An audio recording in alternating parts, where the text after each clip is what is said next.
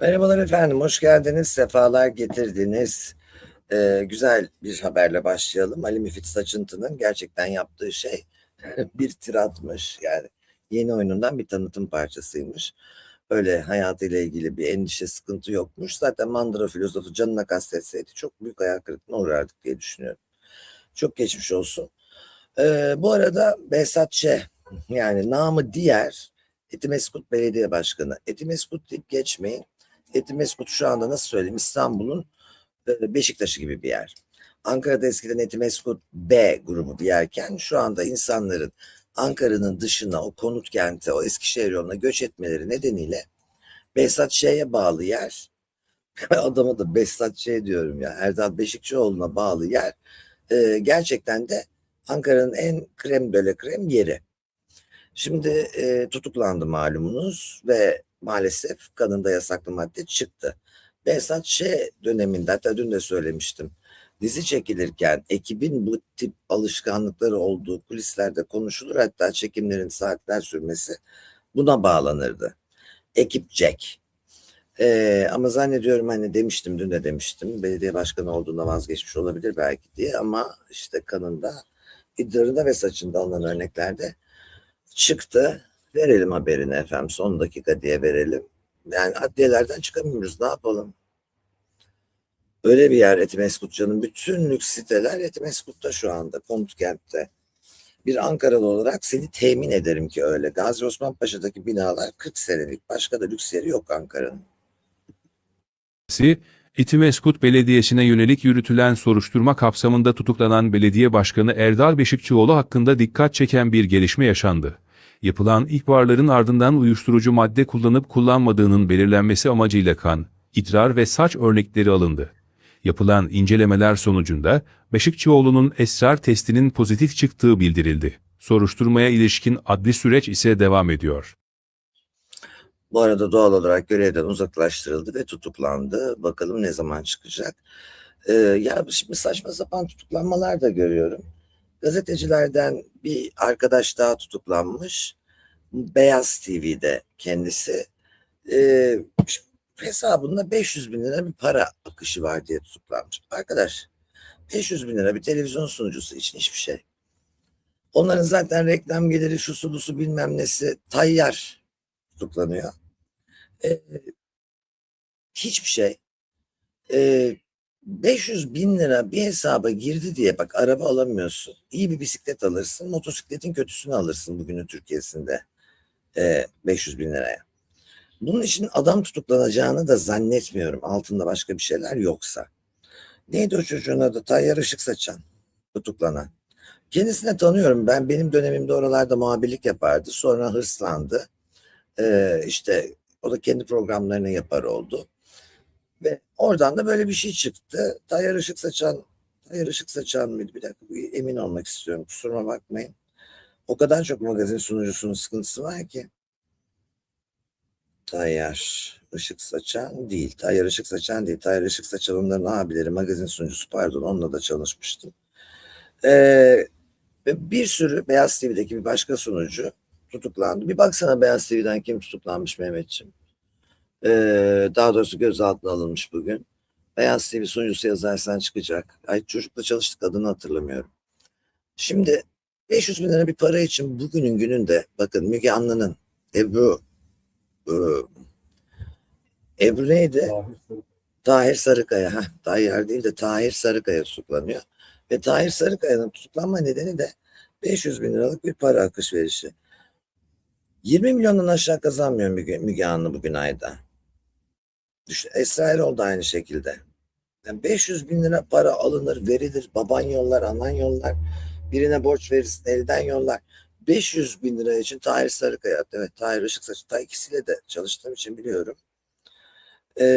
Tahir'in neden bu şekilde alındığınıysa bilmiyorum arkadaşlar. Göreceğiz. Yalnız Beyaz TV olunca işler karışır biliyorsunuz. Ne kadar film varsa Küçük soruşturması gelişiyor. bağlantı Çiçek ailesine en yakın isimlerden bağlantı Tahir oradan dönüyor. Ne kadar arkadaşlar Beyaz TV'ye yakın. Ece Erken Beyaz TV'nin nedense böyle bir sağ gösterip sol vurma halleri var, bir triballeri var.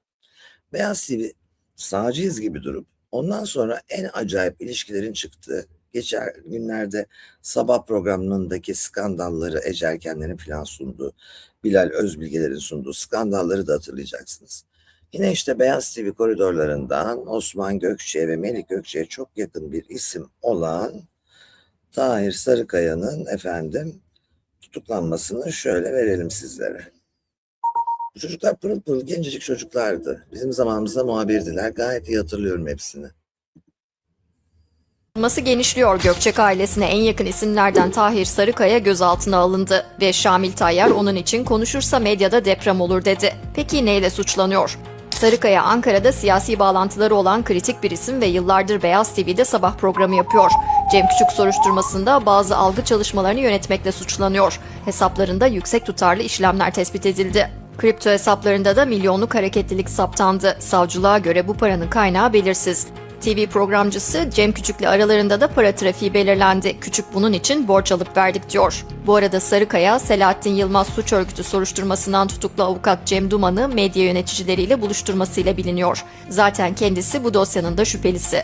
Tahir Sarıkaya da Cem Küçük gibi Sedat Peker'in gündeme getirdiği Paramount Otel'de ücretsiz konaklama iddialarıyla anılmıştı.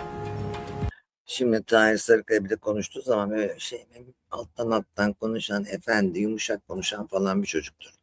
Bak Cem Küçük'le arasındaki para 500 bin, kriptoda dönen para 27 milyon, bakın şu çok önemli. Tahir'in Beyaz TV'de verilen maaşlarla, bak Beyaz TV'de Tahir'in sabah kuşağında aldığı para bugün 150 bin lira geçmez. Hatta 150 bini bulmaz. Gidin sorun, 151 binse ben bir daha YouTube yapmam yani, öyle söyleyeyim. 27 milyon nasıl birikir 150 bin lira maaşta? Bak çok bol keseden atıyorum ha. 100 binse yine iyi. 100 binse yine iyi. Sabah erken ve kuşak diye söylüyorum. Şu Cem Küçük'le aralarındaki 500 bin anlarım. İki arkadaş elden verir, alır, batar falan. Bu kriptoya koyacak 27 milyon kendinin mi acaba? Kripto hesaplarında da milyonluk hareketlilik saptandı. Savcılığa göre bu paranın kaynağı belirsiz. TV programcısı Cem 27 milyon o hareketlilik ha. Cem Küçük'te 500 bin, artık 500 bine bir şey demiyoruz biz. Alaçatı 5 masanın balıkçı hesabı bir akşam. Hani abartmayayım da bu işleri, hani takdir ettiğimizden de değil ama onun için bir şey olmaz. Şimdi bir başka dün verdiğimiz haberin yankıları geldi. Hemen onu da verelim. Bir dakika, bu ne ya? Bu hangi haberdi? Bennu Gere'de. Bennu Gere'de benim hayatımda görmediğim kadınların adını biliyoruz tabii, o yüzden söylemeyeceğim. Reklam olmasın, müstehcenliğe girmesin diye. Kadınların cinsel tatminine yönelik bir zamazingoyu boynuna kolye yapmış, çıkardı, bir de böyle tatlı tatlı yayında anlattı. Onu da anlatınca müstehcenlik suçundan hakkında soruşturma başlatıldı. Gözaltına alındı. Ne oldu peki gözaltına alınınca? Yurt dışına çıkış yasağıyla denetimli serbestlik oldu. Son görüntüler adliyeden.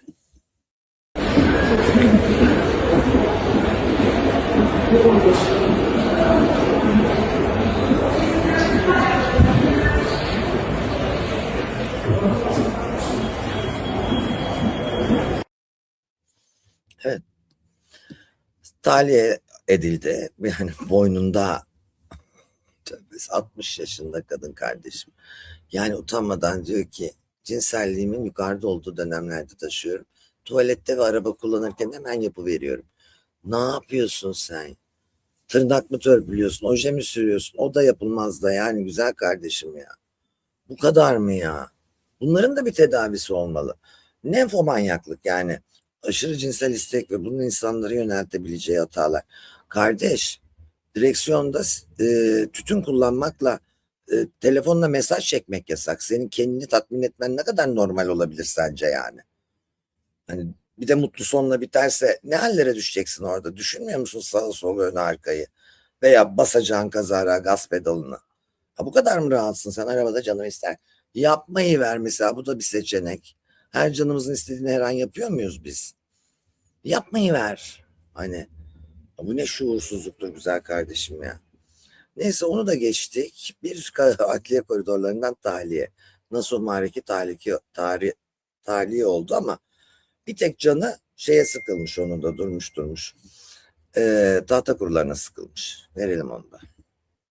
tutuklu bulunan Nasuh Mahruki, cezaevinde tahta kurularıyla baş etmek zorunda kaldığını anlattı. Cumhuriyet'ten Çağdaş Bayraktar'a konuşan Mahruki, kendisine yöneltilen suçlamayla ilgili olarak 15 Temmuz darbe girişimine tiyatro demediğini ve bunu bir hakaret olarak gördüğünü kaydetti. Mahruki kastını şöyle açıkladı. "Söylediğim çok açık. 15 Temmuz girişiminde bulunan terör örgütüne yönelik daha önce önlem alınabilirdi ve alınmalıydı. Bunu söyleyen tek kişi de ben değilim.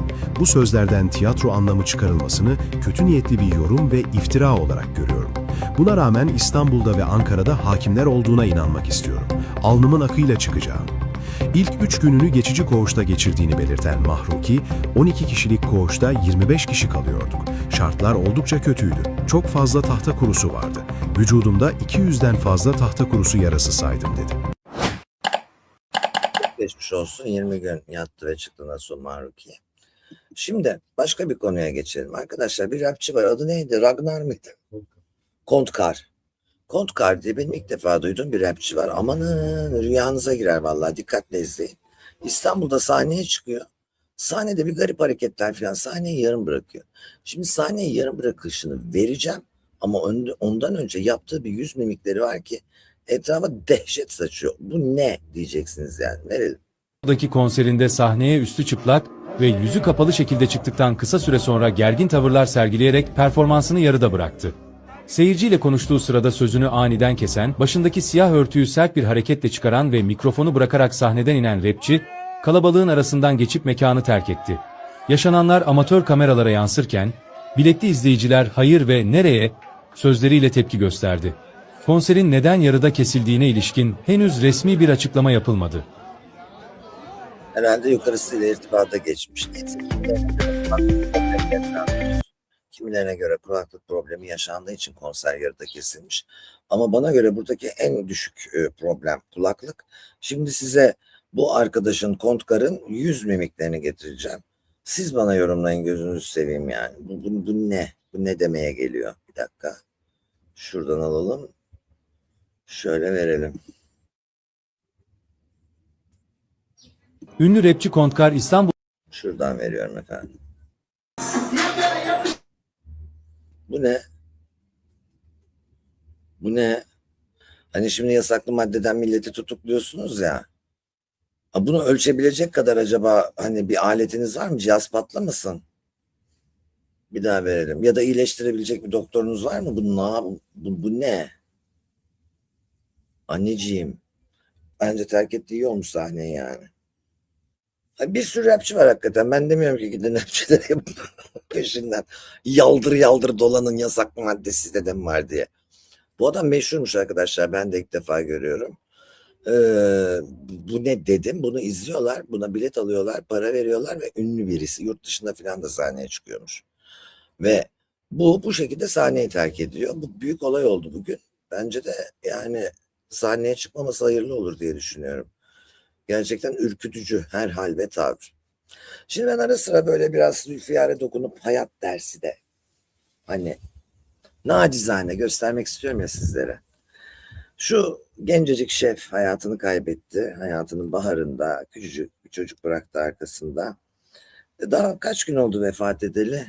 Gömüleli 2 gün oldu, toprağa verileli. Vefat edeli de hadi 4 gün olsun. Geride eşyaları bırakıyoruz. Bu dünya malı için çok üzülüyoruz. Çok böyle bir işte savaşlar veriyoruz.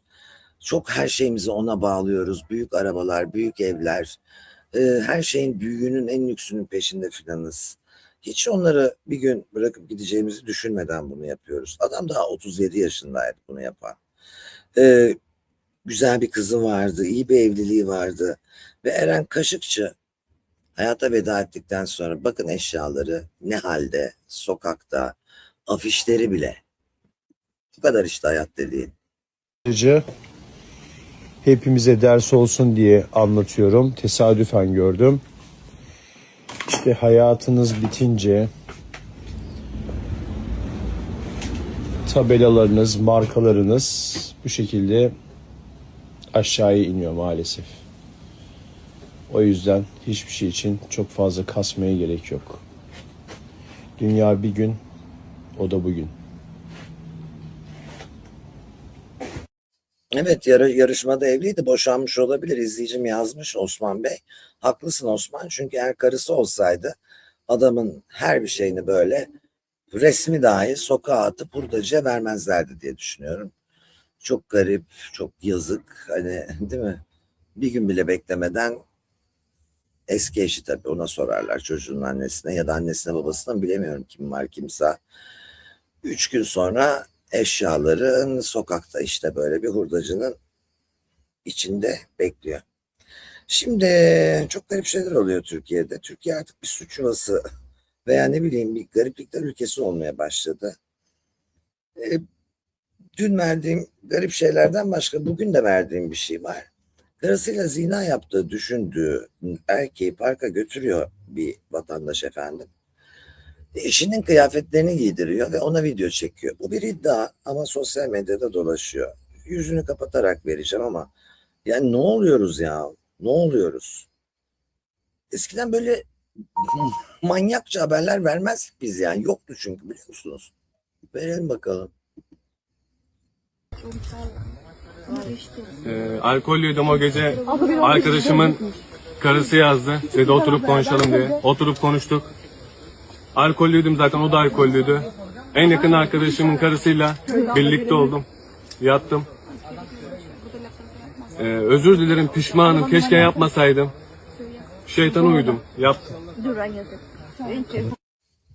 Arkadaş ucuz kurtulmuşsun yani. Ayrıca sütyen de yakışmış. Yani bu tövbe estağfurullah yani diyecek. Vallahi yani ne diyeyim yani bunun. Hani ucuz kurtulmuşsun ama böyle sapkınlıkları biz yaşamazdık ya. Sen şimdi eşinle birlikte olan birini ormana götürüp eşinin iç çamaşırını giydirince ne yapıyorsun? Geçmişini mi geri alıyorsun? Aldatıldığın yılları mı? Kaybolan evliliğini mi? Ne bileyim ilerideki güvensizlik travmalarını mı? Ne yapıyorsun affetmeyip geçerek ve bunu yaparak? Neyse çok şükür namus cinayetinden pembe sütyene evrilmek bile bir şeydir. Eskiden namus cinayetlerinde Türkiye'de indirim vardı. Çok anti medeni bir durumdu ve neredeyse namus cinayetine insanları sevk eden bir durumdu. İndirimi var, indirelim biz de filan gibi. Şimdi pembe sütyene evrilmiş namus cinayeti. Bu daha mantıklı geliyor gözüme. Aman diyeyim, en kötüsü böyle olsun. Evet, cezası bu kadar kalsın. Böyle şeyler yapmayın efendim lütfen. Yengeye mengeye böyle şeyler yapmayın bir dahaki sefere. Yenge çağırdığı zaman kocasıyla dertleşmeye başka arkadaşım yokmuş, sana ne oluyor derler adama. Şimdi gelelim, yok artık April'cım oralara girmeyelim. Şimdi gelelim başka bir duruma. Özcan Deniz, annesi uğraştı, abisi uğraştı, kız kardeşi uğraştı. Ya adam sevmiş karısını. Sana ne bana ne? Adam kazanıyor, adam yer. Sana ne bana ne? Ve sevgisini şöyle anlıyoruz. Tatilde karısının yanından ayrılacak. Karısına yaptığı şu içten, doğal, sempatik, yani çocuğun hani bırakın adam mutlu olsun ya. Herkes mutlu olamıyor diye. İnsanlar sevmedikleriyle mi evli kalmak zorunda? Gözünüzü seveyim. Salın bir adamı ya.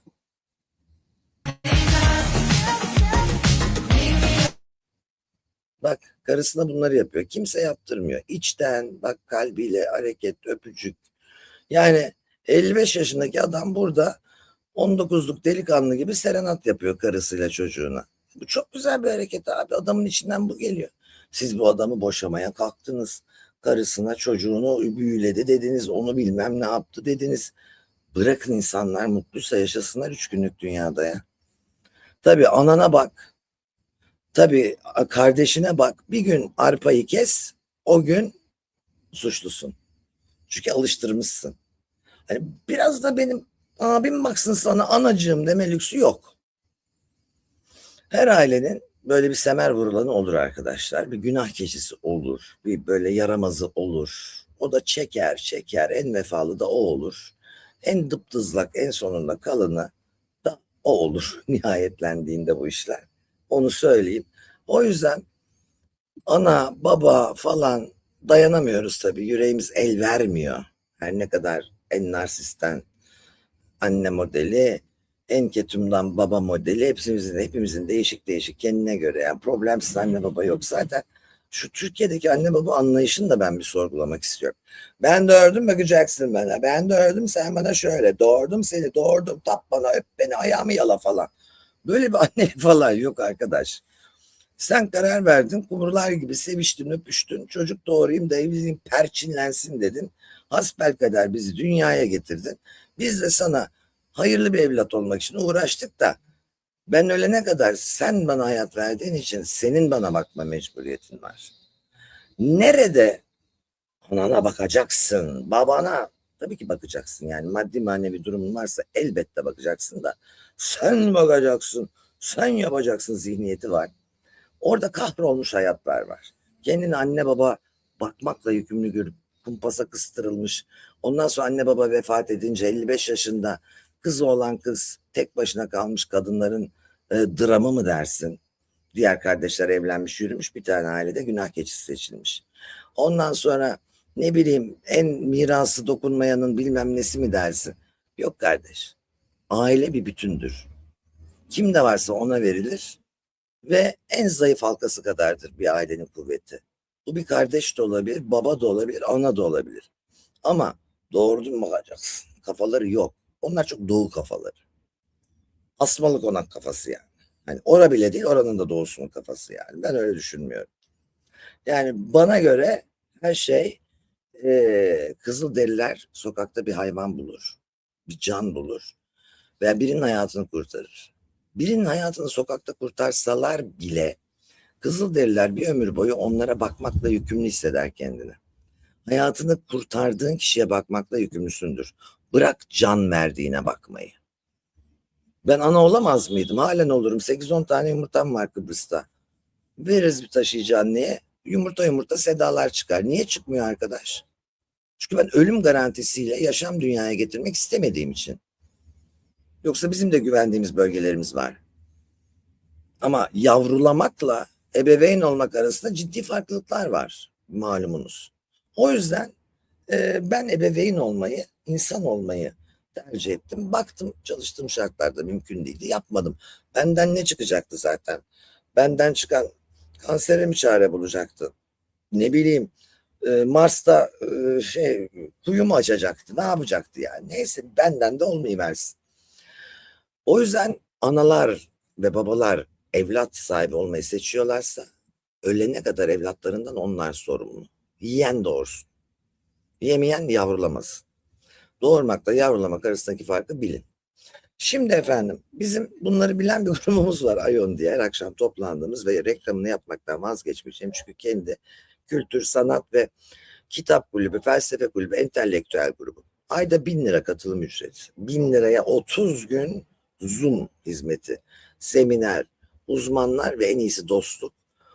Bir yeminimiz var, üslubumuzu çok iyi tutmak. Kimsenin din, dil, ırk, düşünce, inanç, politik ve hatta futbol konusundaki görüşüne bile karışmamak, kendini bozmamak ve en iyi versiyonuna gelmek, sürekli format atarak ve her gün yeni bir şey öğrenmeden uyumamak. Biz çok şey başardık o grupta. Tabii ki artık 150 kişiyiz. Arada 3-5 tane yaş domates de çıktı. Kibarca söylüyorum bak domates dediklerim alınmasın. Kibarı bu. Şöyle bir yer Ayon sonsuzluk demek, ebediyet demek. Ben ebedi dostluktan geldi bana bu isim. Çember.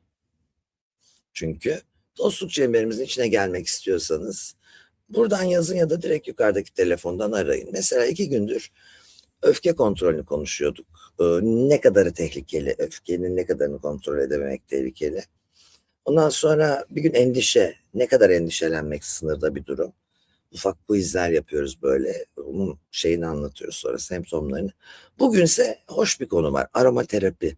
Evde uygulayabileceğimiz kolay yöntemleri bir aromaterapist, uzman dostumuz anlatacak. Yani hani başın ağrıyor ne yaparsın? İyi hissetmek için ne koklarsın? Banyoda ne sürersen hani kendine gelirsin vesaire vesaire. Biliyor musunuz mesela çok basit bir şey söyleyeyim. Kese kağıdı kokusu ve kahve kokusu serotonin salgılattırıyor vücutta. Kese kağıdı kokusu. Bu arada ekmek kokusu. Ekmeği bölün fırından aldığınızda. Bir içinize çekin onun kokusu mutluluk hormonu salgılattırıyor. Huzur hormonu. Yani ödül hormonu olan dopamin değil serotonin daha ziyade. Farklı 4 mutluluk hormonu var. Hepsine takılabilirsiniz. Allah hepinize 4 mutluluk hormonu da nasip etsin en azından. Aramıza bekliyoruz. Mutluluk kampı 24'üne alındı çünkü talep çok, o da yetmedi. 24-30 Ağustos arası Alaçatı'da mutluluk kampımız var. Fiyat anormal uygun, kesin kaçırmayın. Ona da buradaki telefon numarası ve Instagram hesabımdan başvurabilirsiniz. Asla her şey aynı olmayacak. Çok farklı bir deneyim.